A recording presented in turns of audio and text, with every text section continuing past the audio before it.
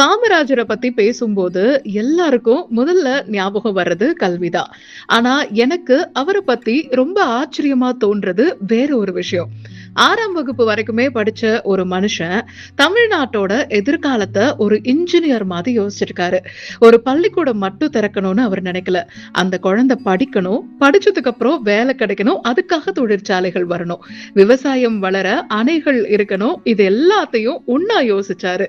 அதனாலதான் Neyveli lignite, BHEL, integral coach factory, IIT மெட்ராஸ்னு இப்படி தமிழ்நாட்டோட வளர்ச்சிக்கு அடித்தளம் போட்ட பல பெரிய திட்டங்கள்ல அவர் முக்கிய பங்கு வகிச்சாரு. ஒரு குழந்தை படிக்கணும், படிச்சதுக்கு அப்புறம் வேலை கிடைக்கணும், அந்த வேலைக்கு தண்ணீரும் மின்சாரமும் இருக்கணும், இந்த முழு சங்கிலியையும் யோசிச்ச ஒருத்தர் தான் காமராஜர். அதனாலதான் அவர் பெருந்தலைவர். ஒரு விஷன் பெருசா இருந்தா மட்டும் போதும், அதுக்கு டிகிரி தேவையில்லை அப்படிங்கறத நிரூபிச்சவர்.